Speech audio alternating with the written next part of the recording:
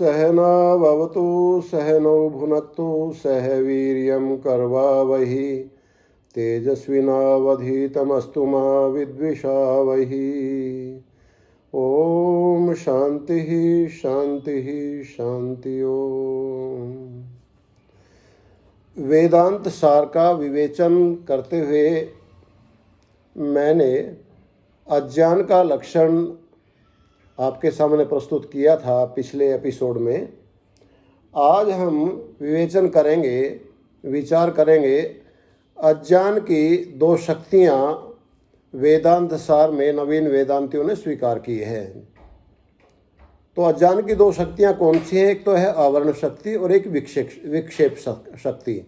ये पारिभाषिक शब्द हैं, इसलिए इससे ज़्यादा कन्फ्यूजन में पढ़ने की ज़रूरत नहीं है, संदेह में पढ़ने की ज़रूरत नहीं है। जैसे मैंने आपको समझाया था अध्यारोप का विवेचन करते हुए कि रस्सी पड़ी हुई है, अंधेरे के कारण से वो रस्सी हमें रस्सी दिखाई नहीं देती, तो ये आवरण शक्ति है। किसके कारण से नहीं दिखाई देती? ये अज्ञान के कारण से दिखाई नहीं देती, क्योंकि अंधेरा हो गया, हमारा अज्ञान आया बीच में, अंधेरे के कारण से हमें दिखाई नहीं दी, तो उस अज्ञान के कारण से वो हमें रस्सी नहीं दिखाई दे रही। तो इसी को नवीन वेदांतियों ने कहा कि ये अज्ञान की आवरण शक्ति है, जो अंधेरे के कारण से हमें रस्सी नहीं दिखाई दे रही। अब क्या दिखाई दे रही है? फिर अज्ञान की दूसरी शक्ति है, वो हमें सांप दिखने लगा। तो जो हमें सांप दिखने लगा, इसको कहते हैं वो विक्षेप शक्ति। ये विक्षेप शक्ति, उसकी प्रतीति विक्षेप से होती है, यही बात है। इसको ही उन्होंने पारिभाषिक रूप में यहाँ पर समझाया है। सदानंद यति जी ने कहा है कि अज्ञानस्य आवरण विक्षेप नामकम अस्ति शक्ति द्वयम, कि अज्ञान की दो शक्तियां हैं, एक का नाम है आवरण और दूसरे का नाम है विक्षेप। ये दो नाम की शक्तियां हैं। तो आवरण शक्ति कौन सी है? आवरण शक्ति का वो लक्षण कर रहे हैं कि आवरण शक्ति है आवरण शक्तिस्तावत्, कि आवरण शक्ति क्या है? अल्पोपि मेघो अनेक योजन आयतम आदित्य मंडलम अवलोकयित्री नयन पथ विधायकतया यथा आच्छादयति इव। आच्छादयति इव, ढक लेता है। ये कहा है कि आवरण शक्ति क्या है?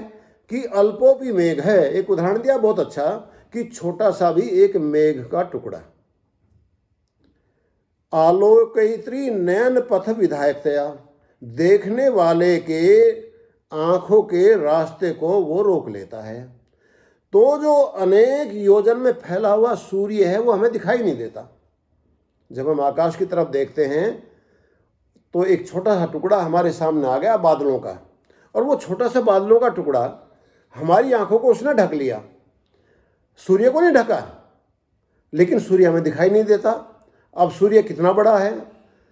सूर्य का जो व्यास है, उसका जो डायमीटर है, वो है 13,92,000 किलोमीटर। इतना बड़ा सूर्य है, लेकिन उसको एक छोटा सा टुकड़ा जो है वो ढक लेता है। तो ये नहीं कि उसने सूर्य को ढक दिया, बल्कि क्या किया उसने? हमारी आंखों को ढक लिया, देखने वाले की आंखों को। यही कहा आलोकयित्री नयन पथ विधायकतया, देखने वाले की आंखों के रास्ते को ढकने के कारण से यथा अनेक योजन आयतम, यथा माने जैसे, अनेक योजन में फैले हुए सूर्य मंडल को आच्छादयति इव, ऐसा लगता है जैसे उसने ढक लिया हो। वास्तव में मेघ ने ढका नहीं है, लेकिन लगता है जैसे उसने सूर्य को ढक लिया है।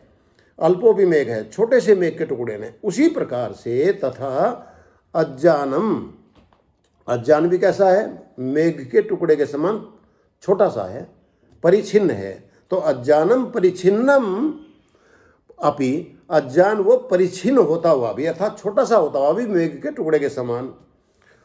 आत्मानम अपरिच्छिन्नम, और वो अपरिच्छिन्न सर्वव्यापक आत्मा को, सर्वव्यापक परमात्मा को। परमात्मा कैसा है? जैसे सूर्य अनेक योजनों में फैला हुआ है, तो परमात्मा तो कण कण में, ब्रह्मांड में समाया हुआ है, अपरिच्छिन्न है। उसका तो कोई हम न नाप सकते हैं, न उसको ये बता सकते हैं यत्ता कि ये इतना बड़ा है।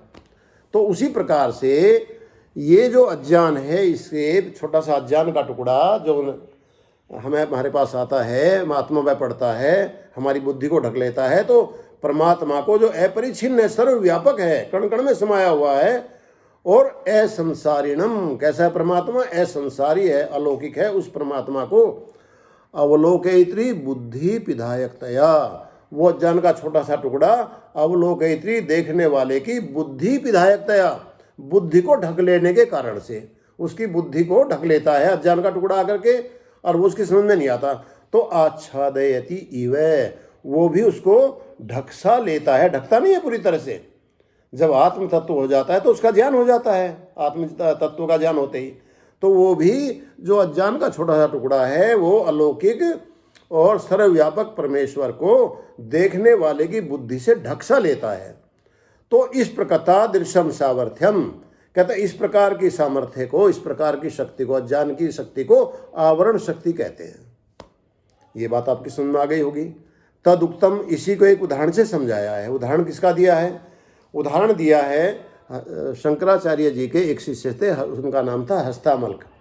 उन्होंने एक पुस्तक लिखी थी इसी पर, वेदांत सार के आधार पर, हस्तामल्क की। हस्तामल्क क्या है?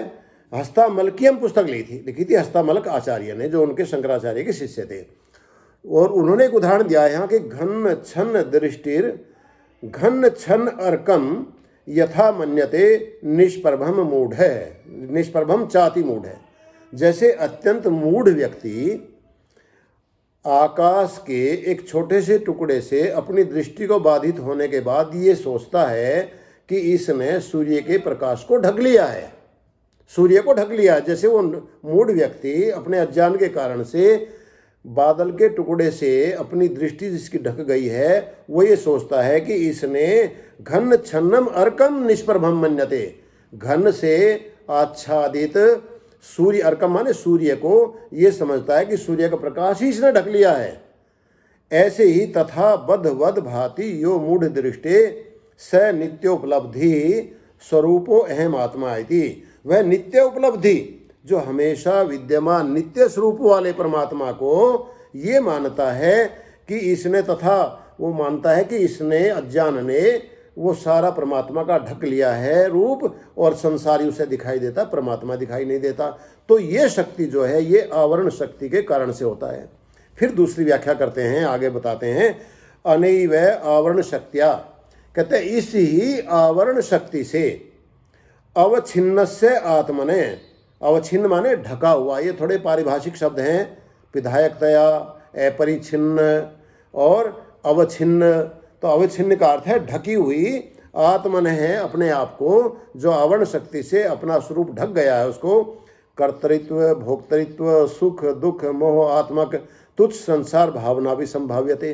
तो उस ढकी हुई अज्ञान की आवरण शक्ति से आत्मा के अंदर जो आत्मा करता है, भोक्ता है वेदांत की दृष्टि से, और वो आनंद स्वरूप है, तो जब अज्ञान का आवरण शक्ति से ढक जाता है उसकी ये बुद्धि, अज्ञान उसके अंदर हावी हो जाता है, आवरण शक्ति अज्ञान की, तो ये मानता है कि मैं ही करता हूँ, मैं ही भोगता हूँ, मैं ही सुखी होता हूँ, मैं ही दुखी होता हूँ। तो ये मोहात्मक तुच्छ संसार भावना भी संभाव्यते, तो मोहात्मक ये संसार की भावना उसके अंदर जन्म ले लेती है। यथा स्व अज्ञानेन आवृत्तायाम, जैसे अपने अज्ञान से आवृत होकर के, अपने अज्ञान से ढका हुआ होकर के, अपने अज्ञान से युक्त होकर के, रज्जुआम सर्पत्व संभावना, रज्जु में सांप की संभावना कर लेता है। वो सोचता है कि ये रज्जु नहीं है बल्कि सांप है। जैसे रज्जु में सांप दिखाई देता है, ऐसे ही अज्ञान की इस आवरण शक्ति के कारण से वो अपने आप को सुखी दुखी कर्ता भोक्ता ये मानने लगता है। ये है आवरण शक्ति।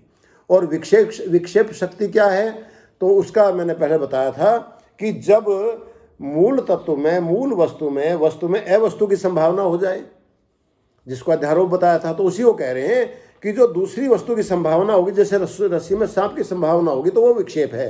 तो उसका विवेचन कर रहे हैं सदानंद यति जी कि विक्षेप शक्तिस्तु, कि विक्षेप शक्ति क्या है कि यथा रज्जु, जैसे रज्जु में, जैसे रस्सी में, अज्ञानम स्व आवृत रज्जु, अपने अज्ञान से ढक करके उस रज्जु में उस रस्सी में स्व शक्तिया, अज्ञान अपनी ही शक्ति से सर्प आदिकम उद्भावयति, सर्प आदि की संभावना कर लेता है, सर्प आदि को उत्पादित कर देता है कि ये रस्सी नहीं, ये सांप है। वो करता अज्ञान ही है। अज्ञान अपनी शक्ति से उस रस्सी की वास्तविकता को छिपा करके और अपनी शक्ति से उसमें सांप आदि की संभावना कर लेता है। तो उसी प्रकार से स्व आवृत आत्मनि, जब वह अपने अज्ञान के कारण से आत्मा के रूप को तो ढक लेता है और विक्षेप शक्ति से आकाश आदि प्रपंचम उद्भावयति, तो आकाश है, जल है, पृथ्वी है, इन 5 भूतों के प्रपंच का की वो उद्भावना कर लेता है कि ये आत्मा नहीं बल्कि ये संसार है। वो संसार दिखाई देता है, परमात्मा उसको दिखाई नहीं देता।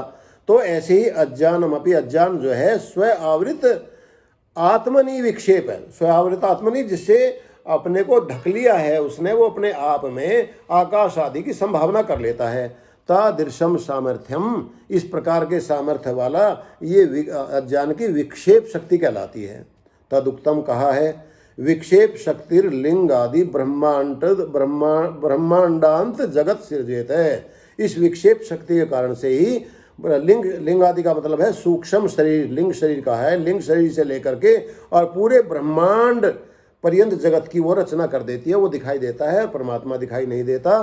तो ये विक्षेप शक्ति के कारण से होता है। जैसे मैंने बताया आपको कि अज्ञान की 2 शक्तियां हैं, आवरण शक्ति, विक्षेप शक्ति।